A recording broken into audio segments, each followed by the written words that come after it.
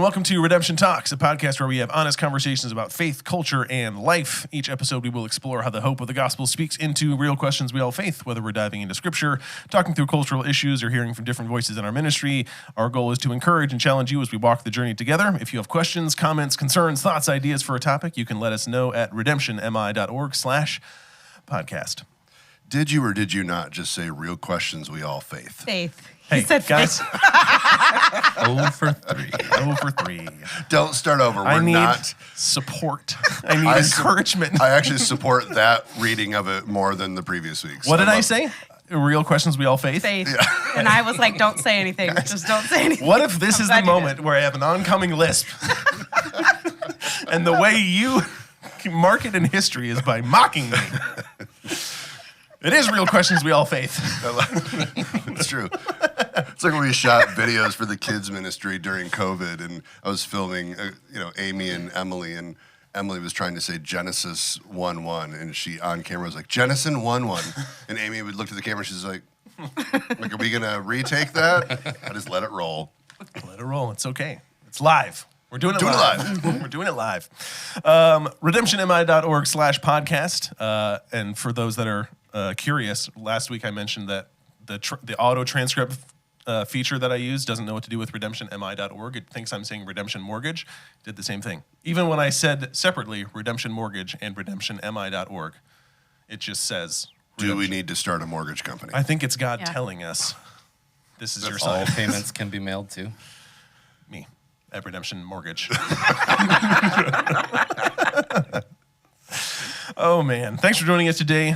Let's jump into the conversation. But first, let's introduce the host. My name is Mark. I'm one of the pastors here at Redemption Church. I'm joined today by Justin Kemmerer, executive pastor at Redemption Church. How are you, Justin? I'm doing all right, Mark. Through this holiday season, how are you?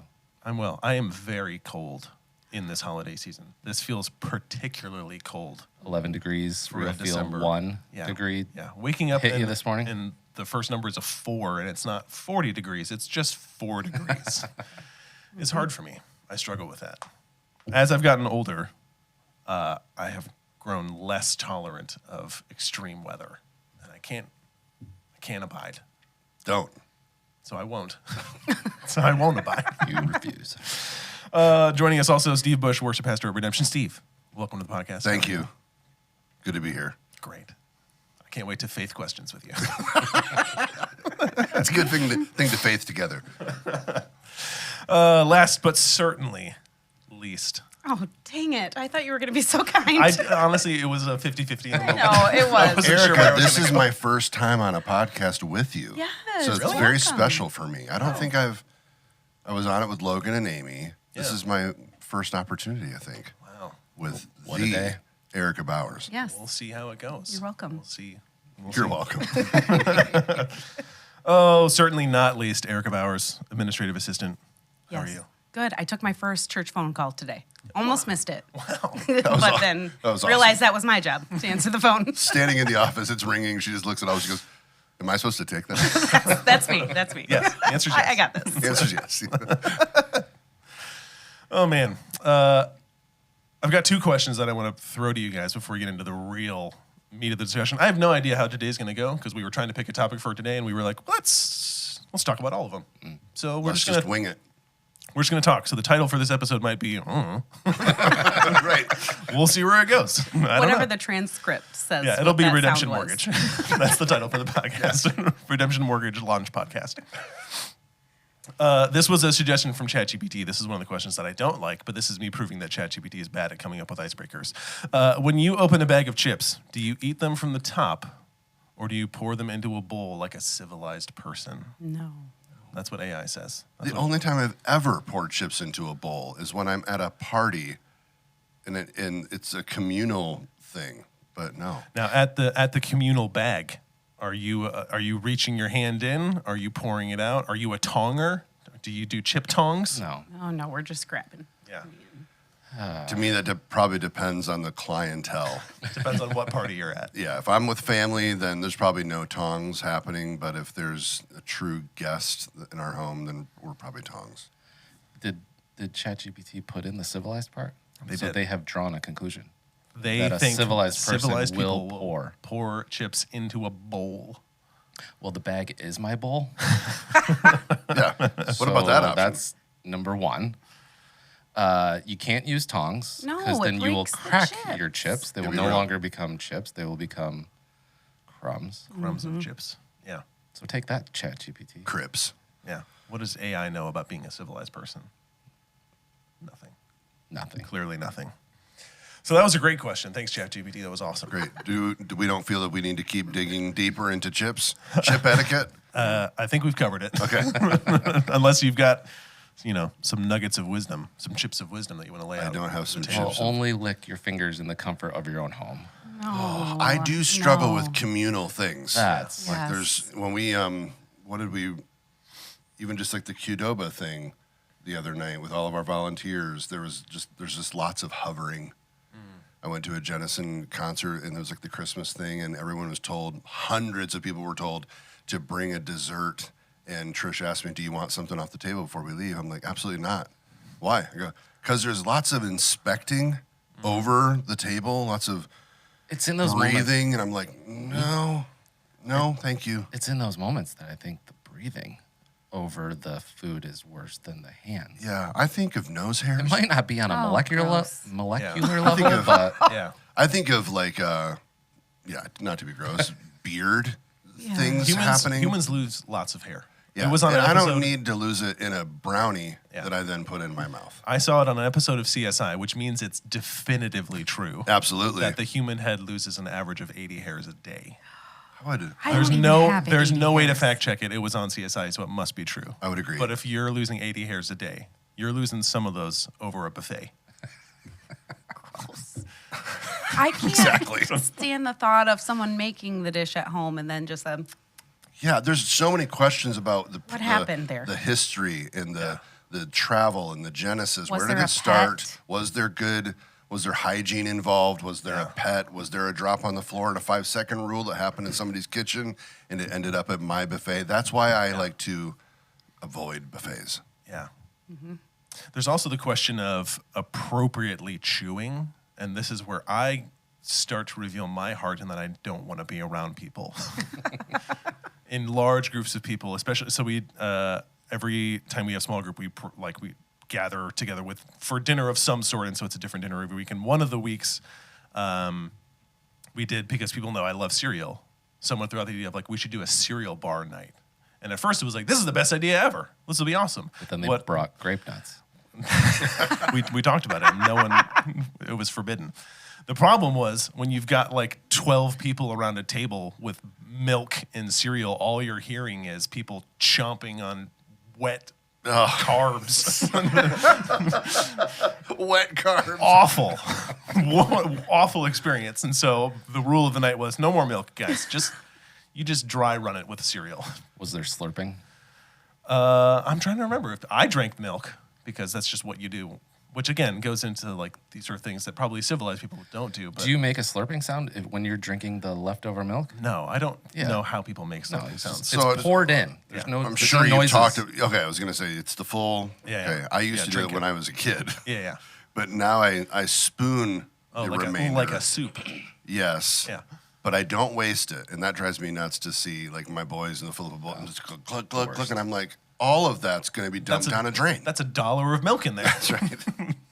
do your teeth at the spoon. Well, I was just about to say this. That's So bad. my wife and her brother growing up used to get in full-on fights and arguments, and it was because every time her brother put the spoon in his mouth, it was like clink, clink, clink. Doesn't it hurt? Well, You've how got- is cereal not falling off?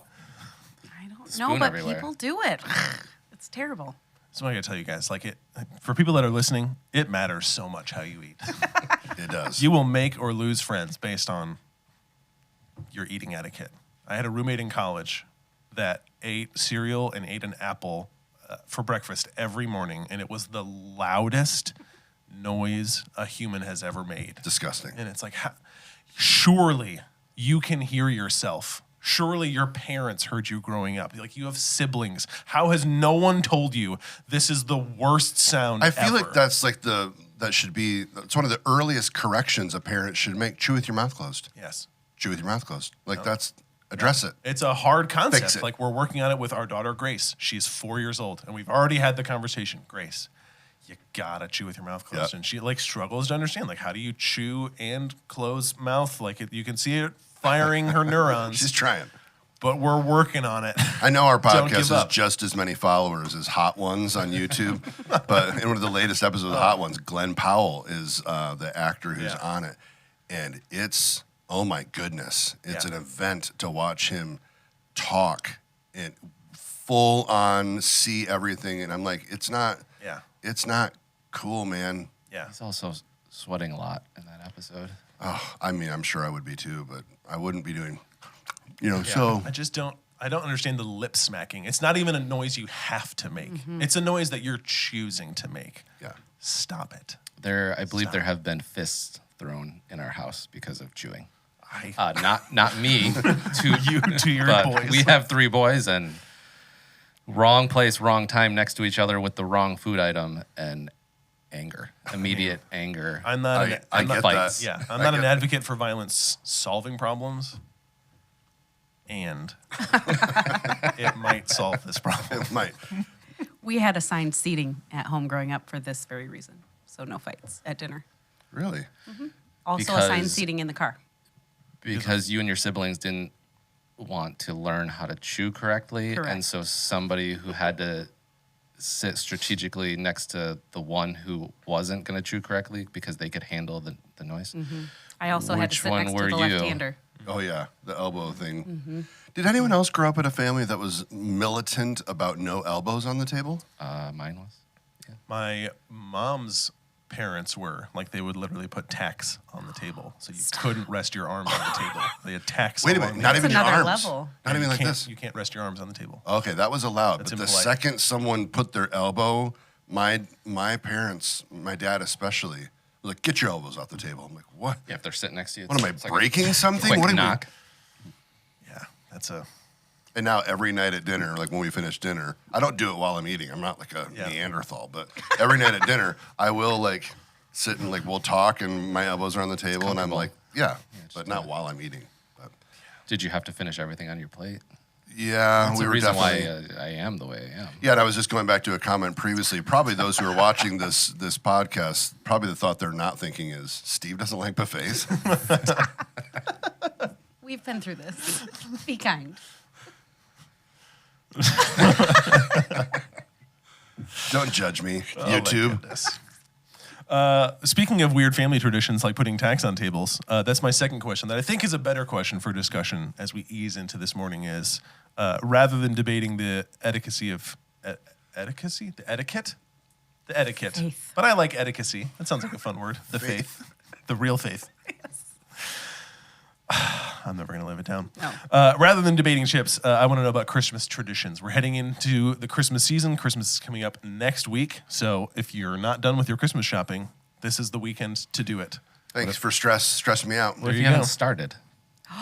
Justin is notorious for the a few days before. This is going to send me through a full sweep of anxiety. You have not started any shopping. It's, oh no.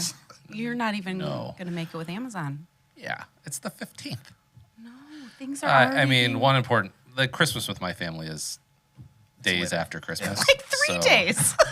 Yeah. Not that much more time. Is it okay? Nothing Like but if you time. order it online, are you the type of person where you can just print a picture of it and show that? no. You're like, No, It's coming. It's got Because my family has done that before. I mean, that has happened, yes, Yeah. but nothing but time. Yeah, it's running out. that's all I 10 know. days. My shopping is done. that's impressive. Julie finished it this week. So I would say my shopping is done, but I don't do the shopping. Julie knows that if I did the shopping, I would just buy gift cards for So her. why do you have anxiety about it? I'm living it through Julie.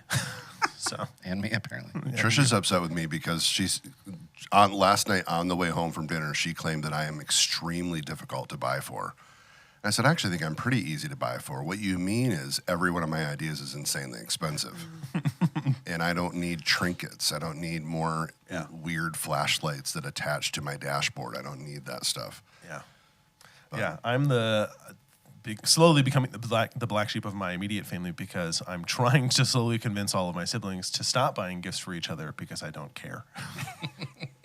Not because I don't care about the Christmas season or giving gifts, but this is certainly the pessimist in me of like, I just don't need to like trade $30 or $50 gifts with everybody. It's like, well, here's your $30 thing. Now I need my $30 thing. It's like, okay, I'll just go buy my $30 thing. It all evens out in the end. We'll just say we did it.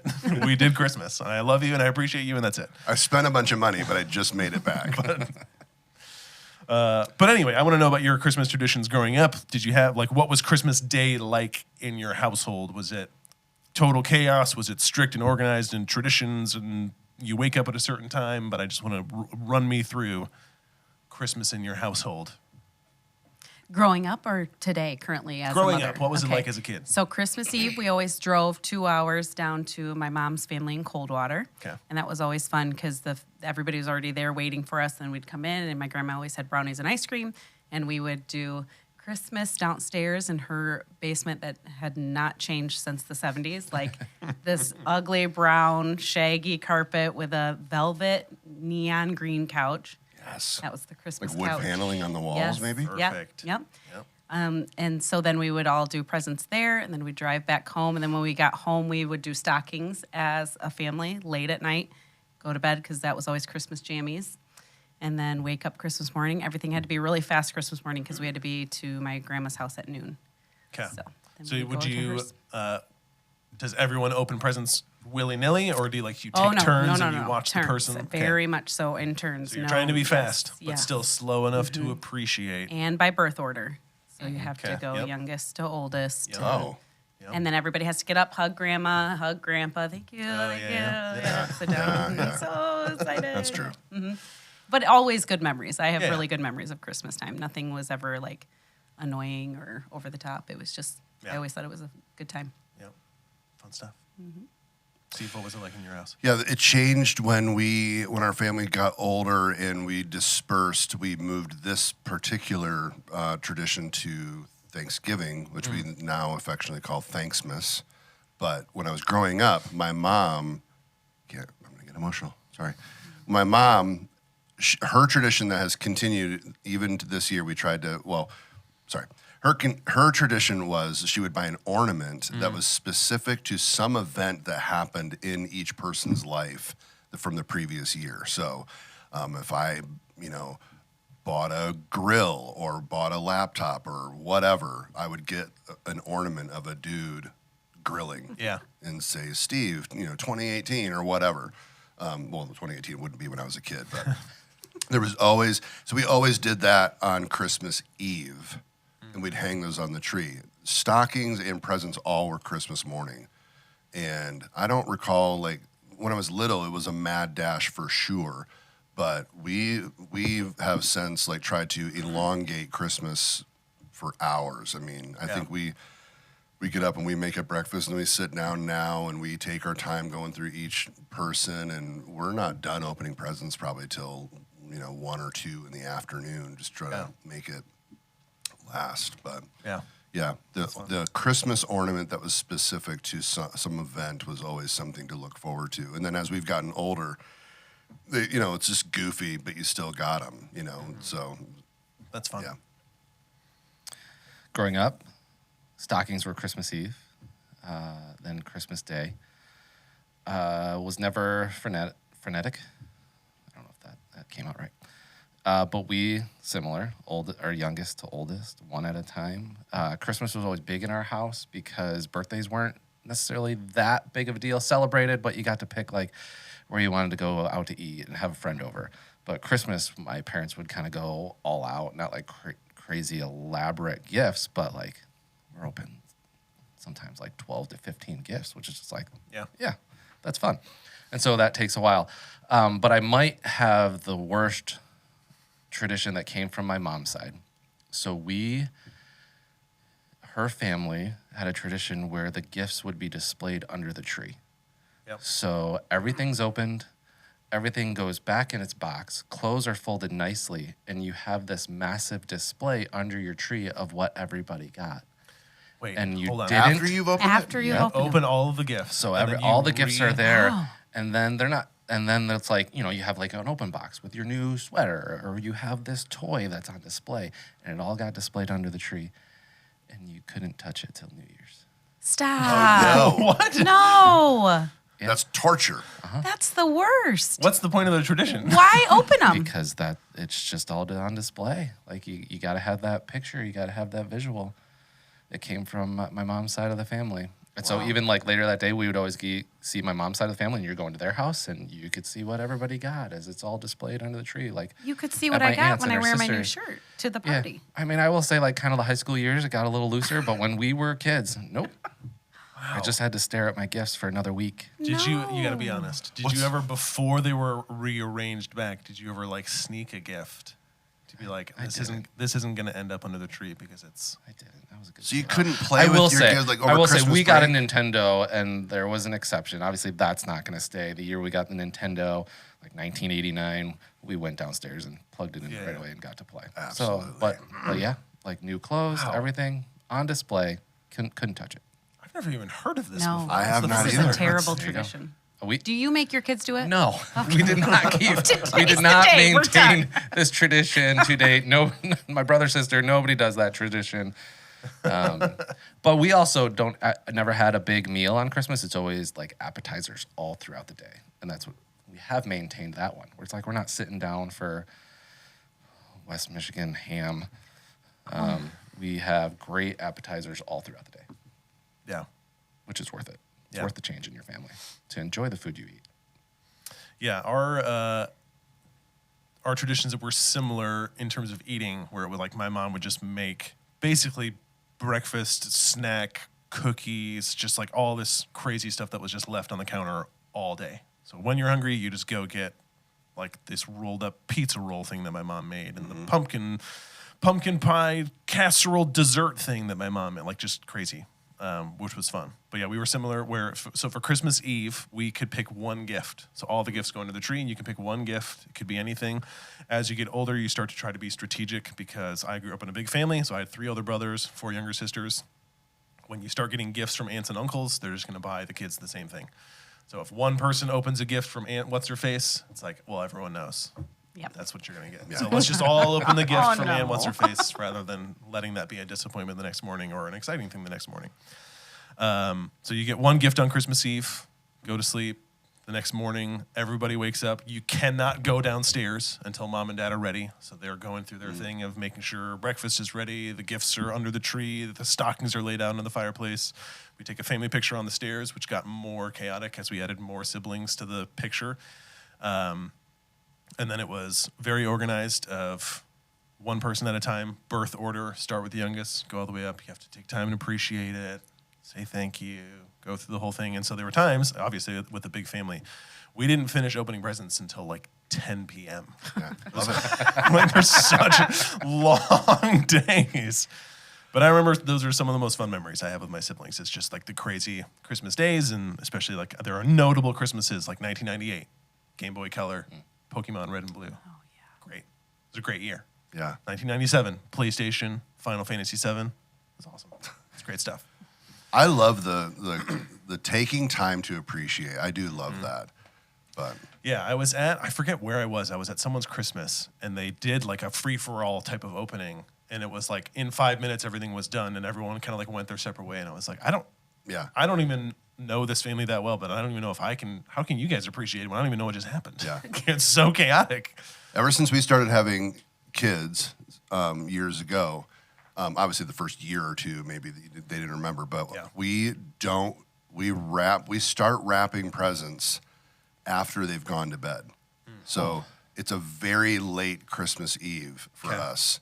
You do the service, we're here doing our thing, we go home, and we wrap after. They might still be downstairs, but they're not allowed up to see anything that we're doing. Yeah. But we then bring it into the guest room, and everybody goes to bed. We don't put any presents under the tree. And our boys now they're like big time, like you cannot put anything out.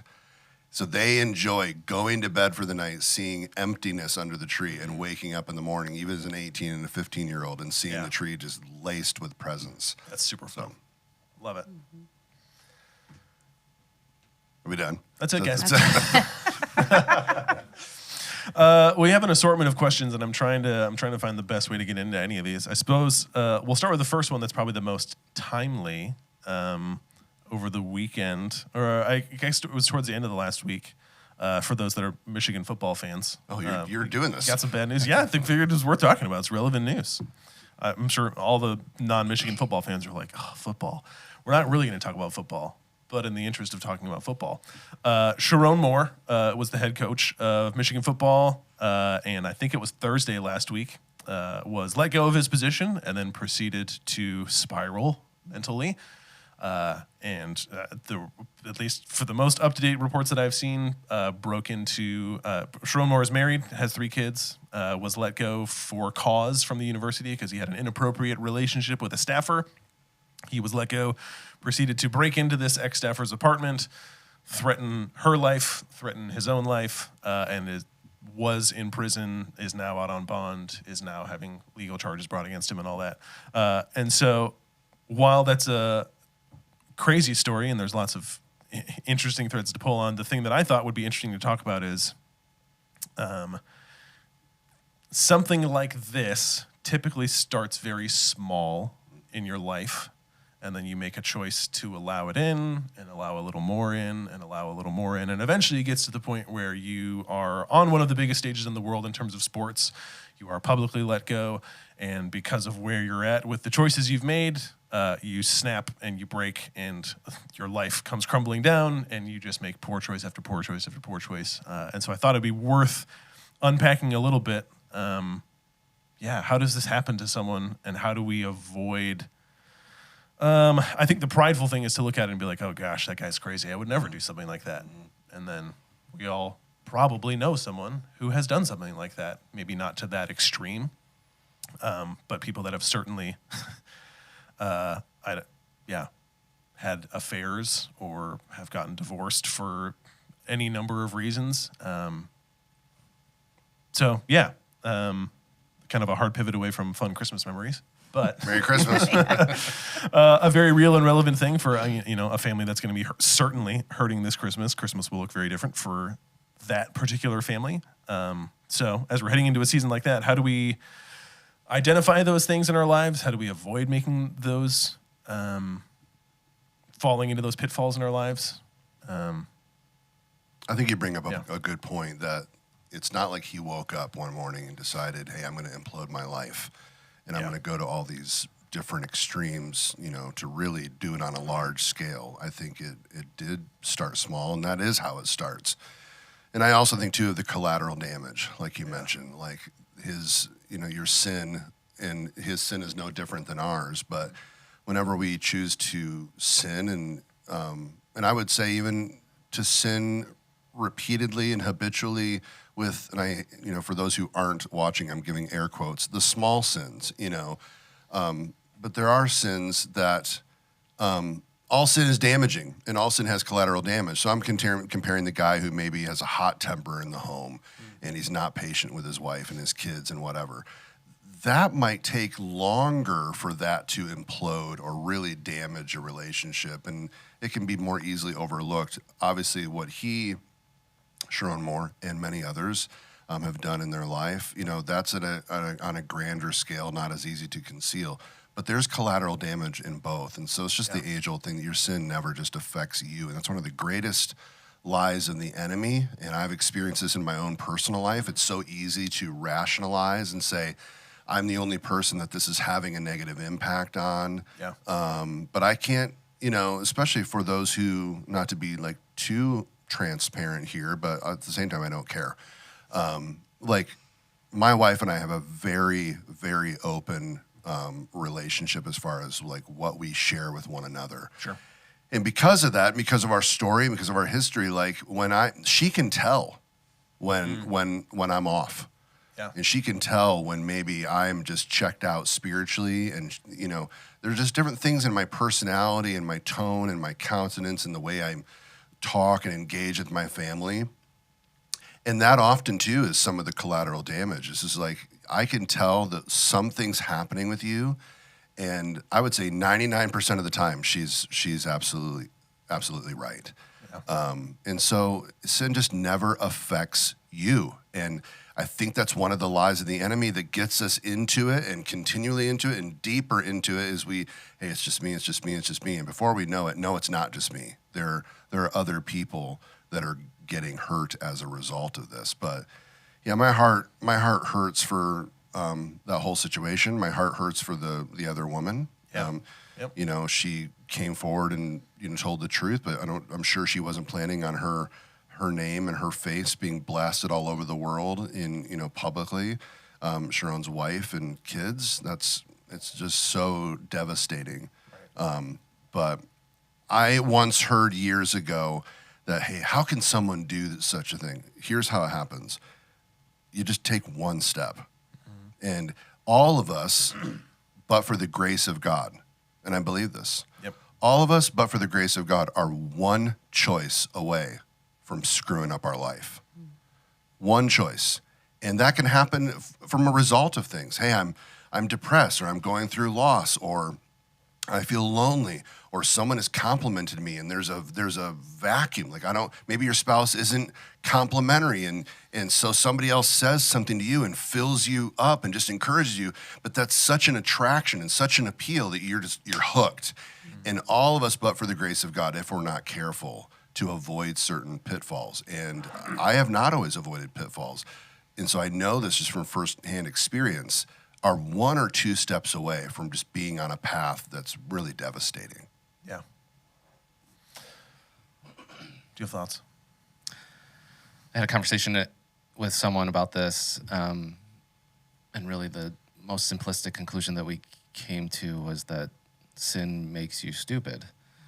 Sin has made me stupid. And you see that domino effect take place, and resonate and agree with everything that Steve is saying, but there's something so unique about sin making you stupid where it's like this. I think you get that way through isolation. I isolate. You could see a Sharon Moore to get away with all this, even if some people were observing it all. He was isolated enough where there weren't voices to speak into it. For sure. And where he could keep taking step after step. The sin making you stupid part is in the being known and exposed to also start blaming others. And this intensity that intensified for him to cover or to blame or try to almost even blame, and so to try to rescue himself where it wasn't his fault, or to the darkest extreme on the other end where it's like, I have been exposed and isolated where I actually need to disappear. I need to end my life. Yeah. And so sin makes you so stupid, but then there's such a sadness here because you believe that in your sin, in being exposed, there's no hope, which is true apart from Jesus, but we know is true, not true with him.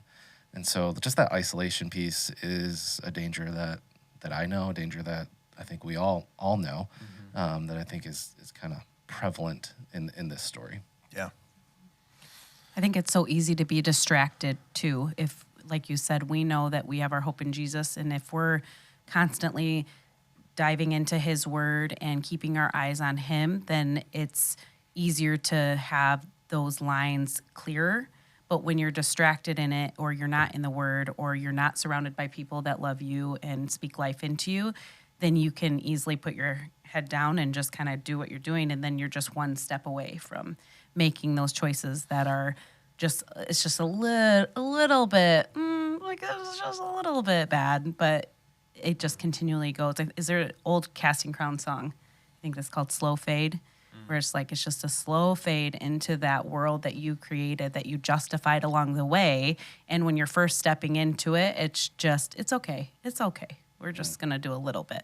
And then before you know it, you're in so deep, you don't know where you're at or who you are anymore. And unless you have people speaking into your life or bringing you back out of that, you're too far gone, and you just let yourself go. I think there's also a lie, too, depending on the position and the prominency of someone, where you compromise because the fallout of the truth, you know it's going to be damaging. And so on some level, you convince yourself it's just easier to continue in it in secret than to be out with it. which too is a lie. Is it going to be damaging and so far-reaching in certain situations if the truth comes out? Yes. Yeah. But there's some degree of, for believers I'm talking about, there's some degree of freedom too. Yeah. Yes, there's fallout. Yes, there's pain. But there is hope and there is freedom. Even if there's a consequence, there's freedom still in confession and being out with it. And sin is attractive. If it wasn't, we wouldn't do it. If it didn't feel good to get angry and to lose our crap on people, we wouldn't do it. Right. And so that's the case with any sin. Sin is appealing, or else we would never give it a glance. I think of the hymn, prone to wander, Lord, I feel it, prone to leave the God I love. Yeah. Yes. Yeah. And why is that? Like, I struggle with that every single week. And I have shared this with those closest with me, especially my wife. And now I guess I'm sharing with everybody. Like, there is a sense of feeling like a fraud every single time I get up to sing a song about Jesus on Sundays. Yep. That is extremely difficult for me to manage that in my heart because music comes easy for me. So I'm not thinking about the music. I'm absolutely having a dialogue in my head the entire time. And sometimes I see somebody at the tech booth or I see this situation, like what's happening in the room. Often it's a dialogue of, when we sing the song yesterday, Jesus at the center of my life, Jesus at the center of my life. It's all about you. And I'm like, is that true? Yeah. Was that true this week? No. Yeah. And I can point to this, and this that show that Jesus was not the center of my life, of my heart. And what kind of fraud am I to get up and sing and lead others in worship when there is such torment? And we've talked about it before, just The wrestling. Yeah. And I don't know. I don't always know the healthiest way to wrestle with that. But I think probably we all deal with it. I deal with it, I think, in a much deeper downward spiral way than maybe others. But man, there's lots of attack. And I think the enemy wants to trip up believers into thinking that they're unsavable or unredeemable. But they want to trip believers up too, that it's gonna ruin everything if you're known. It's gonna ruin everything if you confess. And so just keep it. Yeah. And that's why the Word of God says to bring things into the light. It's not, there's benefit for it. When you expose it, it loses its power. Does that mean it's not going to be hurtful? Nope, that's not what the text says. Right. It's going to hurt, it's going to be painful, but it loses its power and it loses its grip the more you are out with it. Right. And at some point in Sharon's decision making, not that I don't know where he stands spiritually, wouldn't it be amazing if he was a believer and just got tripped up big time? Yeah. But at some point he decided, I did something, and I got to keep this a secret because I am not safe to actually say I'm struggling or I crossed the line. Someone said this week, I know I'm talking a lot. Someone posted, probably an unwise thing for a man to hire a really attractive personal assistant. That's unwise. In the same sense of, don't be alone with a woman. Don't ride in a car alone with a woman. Don't, try not to compliment a woman on the way that she looks. I'm talking for men. Yeah. There are certain wise things that should be avoided if you can. But man, those are easy pitfalls. Hey, it was just a comment. Hey, it was just this. Yeah. And before you know it, you're trapped. Yeah, I think the shame aspect of it that you brought up, Steve, of it almost feels like it'll be worse if it comes out. So I might as well just keep it a secret and might as well just keep doing it. Like that's the appeal of sin is I can keep it a secret and I could stop, or I can keep it in a secret and I can just keep going. So if I'm going to keep it a secret anyway, why not just keep going? And I think for the believer to contrast the situation of a Sharon more, let's assume he's not a believer. I don't really know his walk. I'm not making a judgment of him. I'm just saying I don't know anything about him, so I'm just going to assume he's not a believer. But let's put it into the camp of if you are a believer. Certainly there are believers throughout church history that have made this exact same mistake, where you've cheated on your spouse, you've abandoned your kids, you've bought abortion pills for someone, like you've made sin after sin after sin after sin, and now you find yourself in this situation. I was just having a conversation with someone last week where when we choose to hide our sin, the sin that God saved us from, even the sin that you're committing in the moment, when we choose to keep that a secret, to keep that to ourselves, we rob God of the glory that he deserves for saving us from the sin. So even if in this situation, let's assume now that Sharon is a believer and that he's been forgiven of those sins, he, goes through the process of repenting and he places his faith in Christ, all that's great and good, but he never talks about it. Well, now you've robbed God of glory. And then that should be the desire of our lives. And again, we're not saying, go on every street corner and tell everyone your deepest, darkest secrets. That's not what I'm saying. But to have the opinion of sin that God saved me from this, I'm never going to tell anyone about it. Yeah. It's like, well, he saved you from it. You don't want to tell anyone? You don't want to tell anyone about the depth of God's grace for you, the depth of God's compassion and mercy, because in sharing that, not only does God get glory, but also someone else might hear that story and say, I did the same thing. I've also cheated on my spouse. I've also paid for abortions. I've also done this. The list goes on and on and on and on and on. And if Christians never talk about the sin that you've been saved from, even the sin that you still struggle with, that you've still been saved from, God doesn't get the glory, and no one else gets to hear the story the Spirit might use that in their life to say, if I saved them, know that I have saved you, or I will save you, or I can save you, or whatever it might be. But I think that's another tactic that the enemy uses too, is just to shame you so much into fear of someone knowing what you've done. And then again, I'm not saying it's easy. I'm not saying it's the most fun thing in the world, because it sucks to have people talk openly and publicly about your sin. I'm sure Sharon Moore is sitting in a place right now where it's like, I wish people wouldn't talk about this. Yeah. And you're totally always going to be that guy. Right. You're not, there are certain things, certain decisions that are made where you can potentially pigeonhole yourself to always be that guy. Yep. Yeah. It becomes that public and that notable. And so again, certainly I'm not saying it's easy, but when we're looking through things through the lens of eternity, do I want to glorify God in everything that I do, or do I really want God to save me, but I really don't want to talk about how he did it? Or what he saved me from. That's the private stuff that I don't really want people to know about. Yeah, if he's not a believer, the posture absolutely should be, and I know this is hard because it's kind of easy to get on the X bandwagon in the juicy details. And the details, can you believe he did this and this? And just they compound, but at the same time, if he's not a believer, this is awful. And we should have some degree of compassion over someone who has imploded their life, and the wife and the kids and the mistress and the whoever. Yeah. It's so far reaching. The staff, the friendships that are broken, the trust that is broken. It's so far reaching. And we should pray that there would be compassion, and not that there's not a consequence to pay, but there should be compassion, that to feel something bad about the situation for all that's involved. Right. It's horrible. It's heavy. I think of something you preached a couple weeks ago, and you said, and it was just so interesting. I don't know if you're about to say the same thing. I might. Go for it. Because no, you got it. You just said, because you had shared some personal stuff that you'd been through, man, I was just identifying with all of it. Even in our worst, and even in our sinful state, and even when we're trapped in sin, the Lord is, for those who know the Lord, the Lord is with us even in that moment. Yep. And I think that's such an incredible line. It just speaks to the shame piece, where the enemy wants to say, God is so disgusted with you, and he's so disappointed in you. Why would you admit what you've done? Mm-hmm.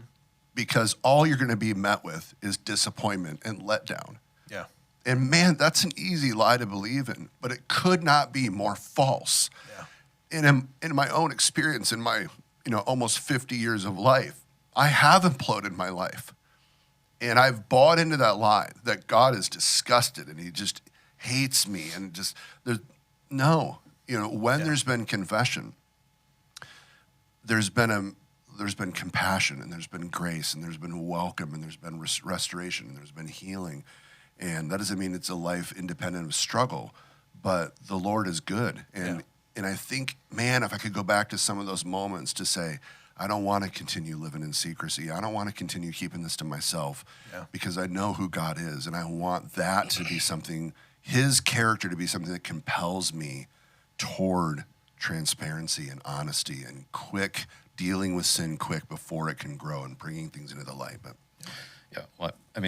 not the same, but my mind went to your teaching as well, Mark, a couple weeks ago. Good job, by the way. resonated, such truth. But, even in a situation where you've hit rock bottom and, okay, like you start to think about, is restoration possible? Is some sort of reconciliation possible? For someone who has the total mindset of what Mark shared that day, it was like, okay, all right, I got to climb my way out of this. And I think what the enemy has used in my own life and what he could use here is like, that road is just too hard and it's just too long. And so, like, I am going to give up. That road is too hard, too long. It's actually not possible. That road's too hard, too long. And even my mind goes to the parable of the lost sons, the prodigal, where you come back and it actually has to look different. Like, I'm not coming back as son. I'm just coming back as slave, servant. And those are all the lies that come into my mind where it's like, what do you see in that story? It was actually, no, there was a complete restoration right away. Yeah. It wasn't an earning. It wasn't a certain amount of days. It wasn't a long road where you actually had to prove yourself, because it's never been about proving yourself. It's been about where you are and just being in the presence of the Father, where everything then was just lavished back on you. And, a phrase familiar to us, like, you're not going to change until the pain of the change is going to be less than the pain of staying the same. Am I saying that right? And so, I just think the enemy even doesn't talk about restoration being possible. And look at the Sharon Moore story. Are there things that aren't going to be the same? Yes. Right. Not going to be the coach at the University of Michigan. May never be a football coach again. He may have lost his marriage, but there are actually things that in the restoration process that you don't want back. Like, you don't want to go back because that wasn't a healthy thing. Even if there, by God's grace, there's a restoration of a marriage, it's not a restoration of what was. It's actually a restoration of a real marriage that never was, but was always meant to be. Yeah. And so those are the beauty that of things that could come about only in the hands of the Lord. But I think when sin makes you stupid, it also makes you stupid because you're then even blind to the things that the Lord is promising through restoration that you don't think is possible because you're too far gone. And that's a spot where it feels muddy in the middle. I'm sure his wife, whether she wants restoration or not, she can't think past what's happening right now. Of course. And it's so hard to sit and think about any sort of future because right now the present really sucks. Yeah. And so we all know people right now in that present of all sorts of different situations, even just sitting out in our church on a Sunday morning. Like you said, we're singing these songs, Jesus at the center of it all, and you look out and you not only feel a little bit sometimes that you're a fraud, but you look at these people and you think their heart posture might not be in a position to be able to sing because they might be looking around thinking, where is God in my life? And why am I having to go through this? I'm not the one who chose to be unfaithful. This is something that was put on me by someone else's choice, and now I'm just stuck sitting in it. So I think it's hard also to find encouragement for those people and also for them to feel like they have a means to serve as well, because it would be easier to just hide. Like, my life is a mess because of what happened, so I can't serve in kids ministry on a Sunday morning because people know my story. And that's hard too. So how do we encourage those people to find encouragement in Christ and who they are and go forward in serving and finding peace in their heart? Yeah, someone else's sin was thrust upon them. It wasn't their choice. And you don't want to be so insensitive especially when the crisis is fresh, to walk up to somebody and be like, but God's got a plan. That's not helpful. Don't do that to someone when they are in the midst of, but just be there, be present.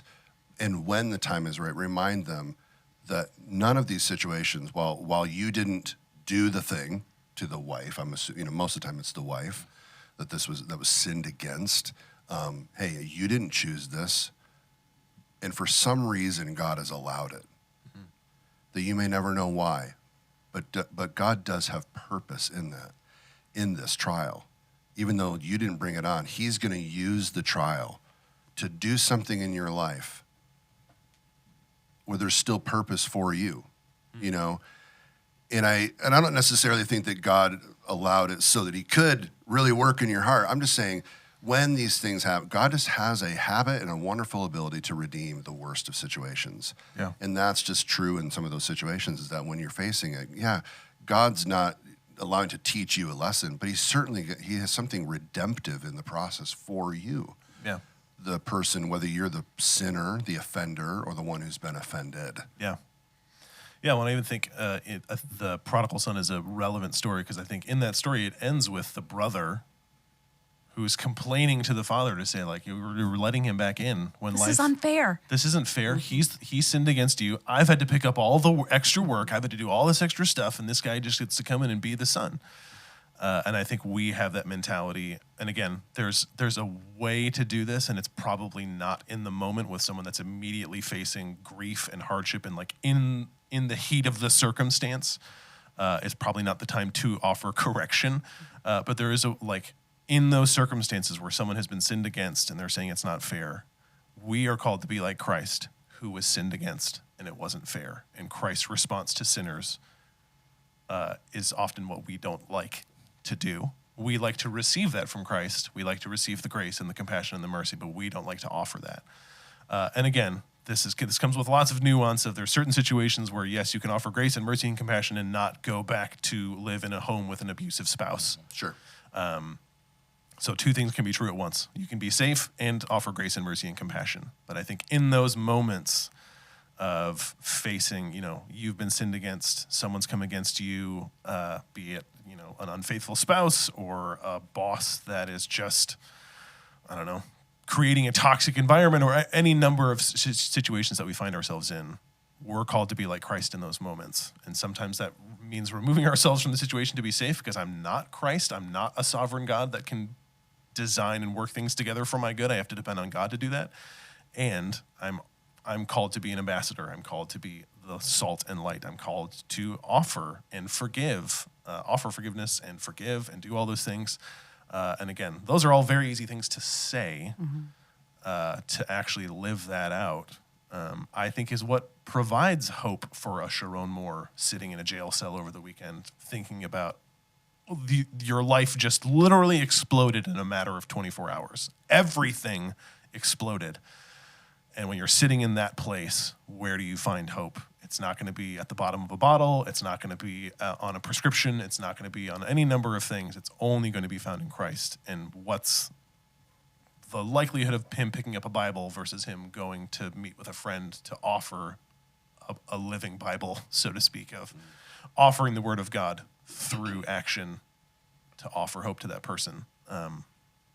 Again, very easy to say, a lot harder to actually do that, especially when you're the one that's been sinned against. That's hard to do. Yeah, there's lots of situations, you just never know. Like what's in the economy of the Lord? Like what are his purposes? And have there been opportunities? Let's say he's not a believer. Have there been opportunities in his life where he's probably heard the story of Jesus and probably, but maybe he's going to hear it for the first time sitting in a jail cell with a chaplain or an inmate or whatever. I have no idea. I mean, I know he's out on bond right now. You just never know what God will use to ultimately get a hold of someone's life. Yeah. For his wife and kids. Maybe it's going to be just a compassionate friend that shares the gospel in a moment of just horrible tragedy. Yeah. That the ears will be open in a way that they weren't open 6 months ago to hear a message like that. But there's lots of awful. I think of the coach down south who is up on charges of looking at really, child pornography and stuff and runs off into the woods, and now he's got a wife and kids and they can't find him. Maybe they found him already, but it's just a horrible situation of when we're trapped and can't come clean and don't come clean. It's just that just is so compounding.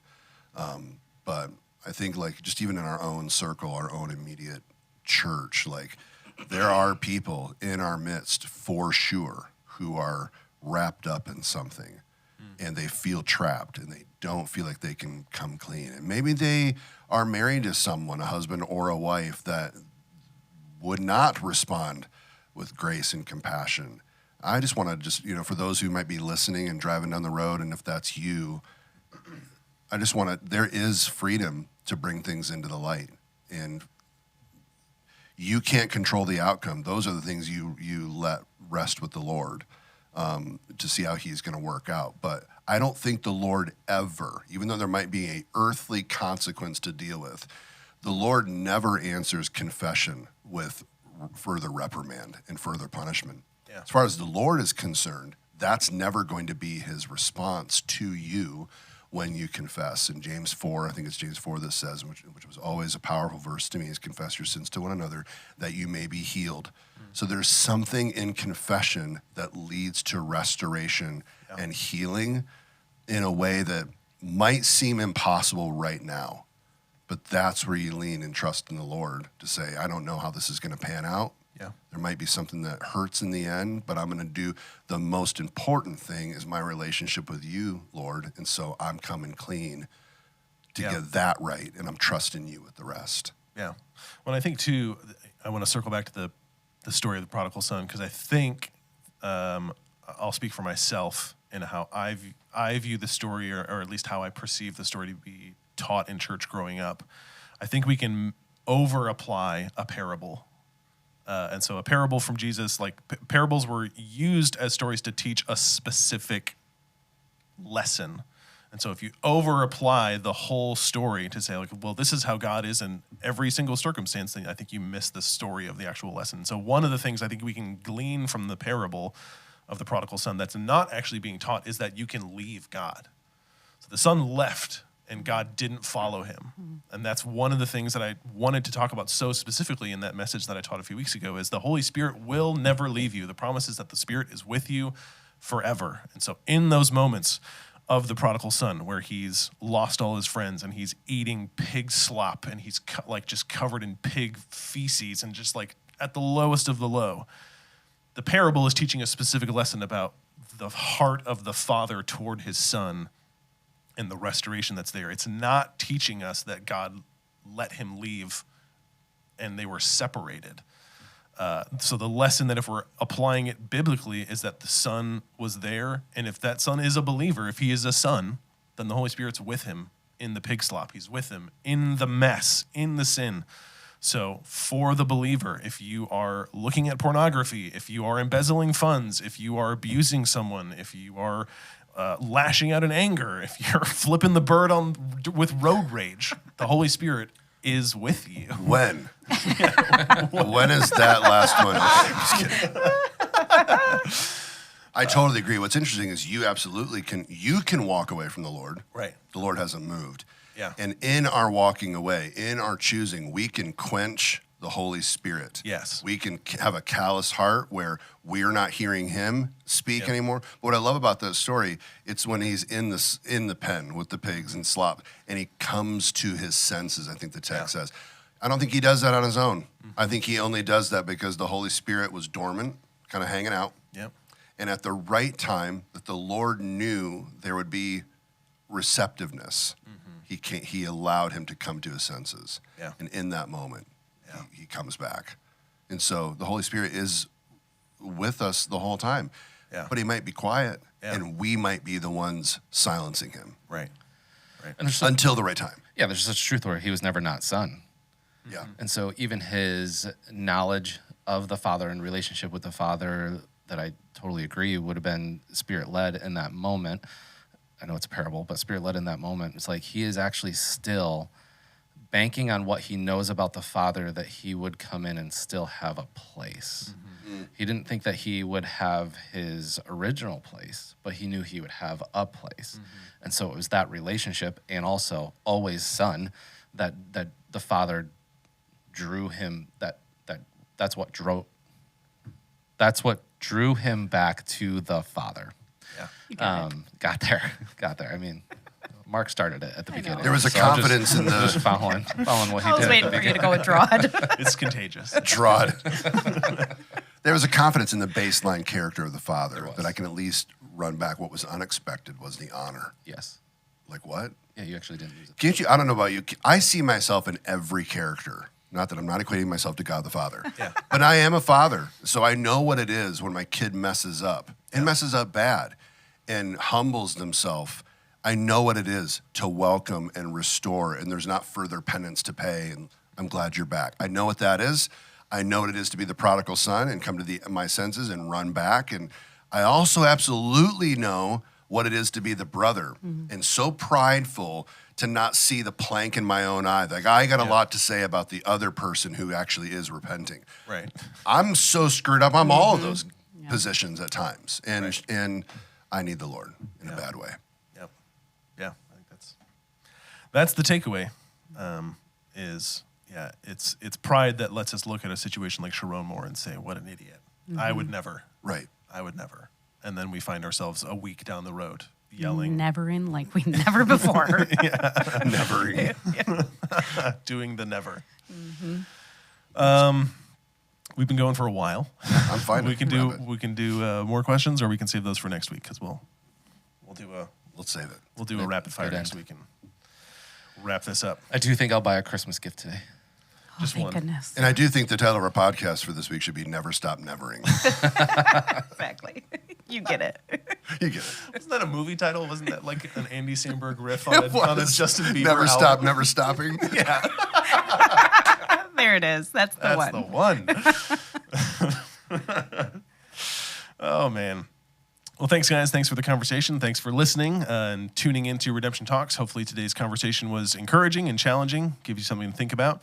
If you enjoyed this episode, be sure to hit like, share the podcast, leave a review, especially on iTunes. iTunes? No. Apple Podcast. Try Showing, again. Apple Podcast. showing my age. So leave a review on your iPods if you could scroll your wheel on over. Awesome. Also connect with us online, redemptionmi.org/podcast. Seeing if the transcript will pick that up. Until next time, keep pursuing redemption in every area of your life. And remember this, that God has you where he has you to advance the gospel through you.